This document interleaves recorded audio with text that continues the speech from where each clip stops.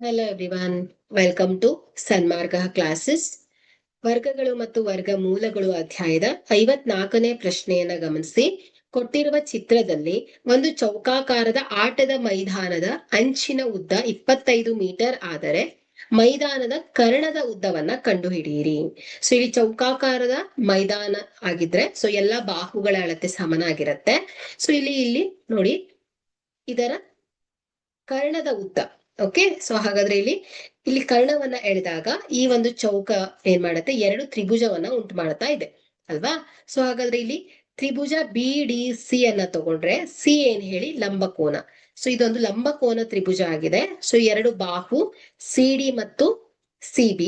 So BD ಏನಾಗತ್ತೆ ಹೇಳಿ ವಿಕರ್ಣ ಆಗತ್ತೆ. ಸೊ ಹಾಗಾದ್ರೆ ವಿಕರ್ಣಗಳ ಮೇಲಿನ ವರ್ಗವು ಉಳಿದೆರಡು ಬಾಹುಗಳ ವರ್ಗಗಳ ಮೊತ್ತಕ್ಕೆ ಸಮನಾಗಿರುತ್ತೆ. ಸೊ ಇಲ್ಲಿ ಎರಡು ಬಾಹುವಿನ ಅಳತೆ ಗೊತ್ತಿದೆ. ಸೊ ನಾವು ಈಗ BD ಅನ್ನ ಫೈಂಡ್ ಔಟ್ ಮಾಡ್ಬೋದು. So BD is equal to ಏನ್ ಹೇಳಿ ವಿಕರ್ಣ ಅಲ್ವಾ. ಸೊ ಹಾಗಾದ್ರೆ ಇಲ್ಲಿ ಆಟದ ಮೈದಾನದ ಉದ್ದವನ್ನ ಕೊಟ್ಟಿದ್ದಾರೆ. ಆಟದ ಮೈದಾನದ ಉದ್ದ ಓಕೆ, ಸೊ 25 ಮೀಟರ್. ಸೊ ಇಲ್ಲಿ ಎಲ್ಲಾ ಬಾಹುಗಳು ಸಮನಾಗಿರುತ್ತೆ. ಸೊ ಪೈಥಾಗೋರಸ್ ಪ್ರಮೇಯವನ್ನ ಅನ್ವಯಿಸಿದಾಗ BD ಸ್ಕ್ವೇರ್ ವಿಕರ್ಣಗಳ ಮೇಲಿನ ವರ್ಗವು ಉಳಿದೆರಡು ಬಾಹುಗಳ ವರ್ಗಗಳ ಮೊತ್ತಕ್ಕೆ ಸಮನಾಗತ್ತೆ. So BD square is equal to CD 25 whole square plus 25 whole square. So BD square is equal to BC square 25ರ ಘಾತ 2. ಓಕೆ, ಸೊ 25ರ ಘಾತ 2.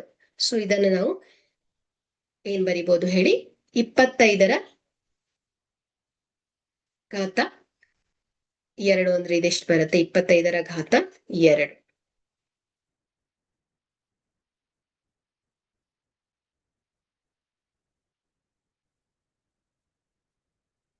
ಇಪ್ಪತ್ತೈದು into 25 ಮಾಡ್ಬೇಕಲ್ವಾ.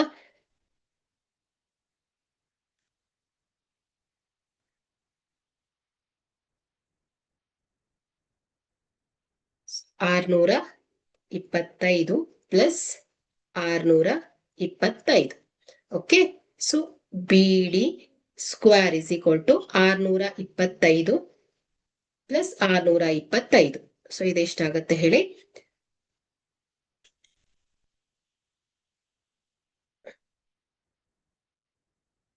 1250. Okay, so BD is equal to square root of 1250. So ಇದನ್ನ ನಾವು 1250 is equal to square root of 2 ಗುಣಿಸು 625 ಅಂತ ಬರೆದುಕೊಂಡಾಗ so ಇಲ್ಲಿ BD ಈಸ್ ಈಕ್ವಲ್ ಟು 25 ವರ್ಗಮೂಲ 2 ಮೀಟರ್ ಆಗತ್ತೆ. ಓಕೆ, ಸೊ ವರ್ಗಮೂಲ 625 ಅಂದ್ರೆ 25 ಆಗತ್ತೆ. ಸೊ ವರ್ಗಮೂಲ 2 ಹಾಗೆ ಇರುತ್ತೆ.